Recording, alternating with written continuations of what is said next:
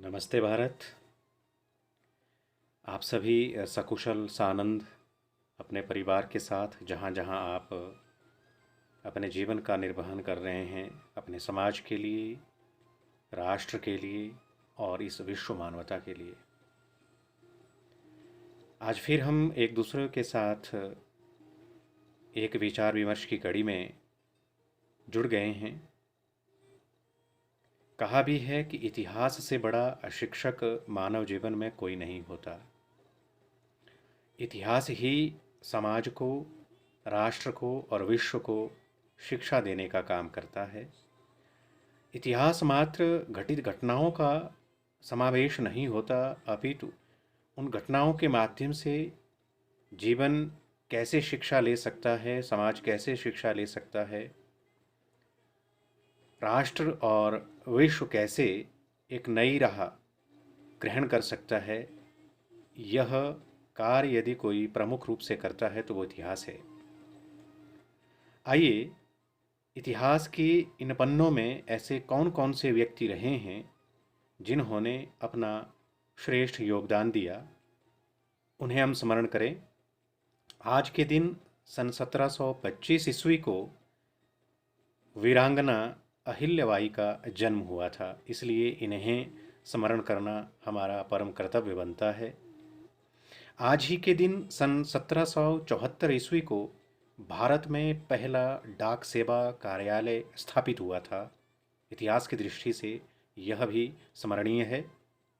सन 1867 ईस्वी में मुंबई में प्रार्थना समाज की स्थापना हुई थी।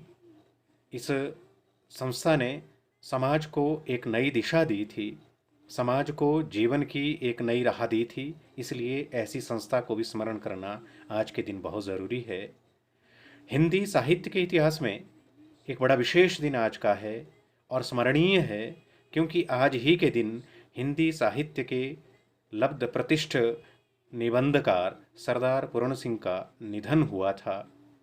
उन्हें आचरण की सभ्यता, सच्ची वीरता, कन्यादान और पवित्रता जैसे प्रसिद्ध निबंधों के लिए जाना जाता है और इन निबंधों के माध्यम से सरदार पूर्ण सिंह ने मानव जीवन के लिए वह संदेश दिया है कि किस प्रकार से हमें सिद्धांत और मूल्य के साथ अपने जीवन को जीना चाहिए। आइए, नमस्ते भारत की इस कड़ी में एक और विमर्श हम आप लोगों के साथ और एक दूसरे के साथ साझा करते हैं, और वह है आत्मनिर्भरता और अंतर्निर्भरता। प्रिय मित्रों, आत्मनिर्भरता आत्म अवलंबन से जुड़ा हुआ है, स्वावलंबन से जुड़ा हुआ है। जब तक हमारा जीवन स्वावलंबित नहीं होगा, अपने पर आधारित नहीं होगा, तब तक हम आत्मविश्वास अपने अंतस में नहीं ला सकते हैं, अपने भीतर नहीं ला सकते हैं। इसलिए जब भी हमें वैयक्तिक जीवन की उद्देश्य पूर्ति के लिए कोई कार्य करना होता है तो उसके लिए आत्मनिर्भर होना बहुत ज़रूरी है। और इस आत्मनिर्भर के भाव से हमारे भीतर सहायता, सहानुभूति, समभाव, समात्म भाव, समानुभाव, इन सब विचारों का समायोजन होता है और इन समायोजन के माध्यम से हम अनुभूति से विश्वानुभूति की ओर अग्रसर होते हैं। इसलिए आपसी संबंध की पहली कड़ी आत्मनिर्भर है, स्वावलंबन है, आत्मालंबन है। और इसी तरह परस्पर निर्भरता किसे कहते हैं, हम एक सामाजिक प्राणी हैं, हम एक दूसरे के साथ परस्पर जुड़े हुए होते हैं। वनस्पति से लेकर मानवीय जीवन तक हमारा पारस्परिक संबंध रहा है।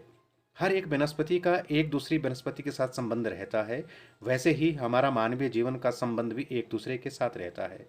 शहर और गांव का संबंध, पिता पुत्र का संबंध, अध्यापक विद्यार्थी का संबंध, शासक प्रजा का संबंध, ये संबंध जो है इसे हम परस्पर निर्भरता को कहते हैं, क्योंकि हम एक दूसरे पर निर्भर रहते हैं और इस निर्भर की भावना में हम आपसी सहयोग को और सुदृढ़ करते हैं और एक दूसरे के लिए बेहतर सुविधा देते हैं। इसलिए परस्पर निर्भरता ही हमारे जीवन की वास्तविकता है और इसी वास्तविकता के माध्यम से हम पर्यावरण के साथ भी निर्भर रहते हैं। आइए, हम आपसी अवलंबन के साथ परस्पर निर्भरता को सामने रखते हुए पर्यावरण की संरक्षण के लिए, पर्यावरण की सुरक्षा के लिए हम अपना संबंध उन वनस्पतियों के साथ भी जोड़ें, जो वनस्पतियाँ हमारे स्वस्थ जीवन के लिए श्रेष्ठ हैं, हमारे स्वस्थ जीवन के लिए एक श्रेष्ठ सहचरी की भूमिका निभाती हैं। जय हिंद।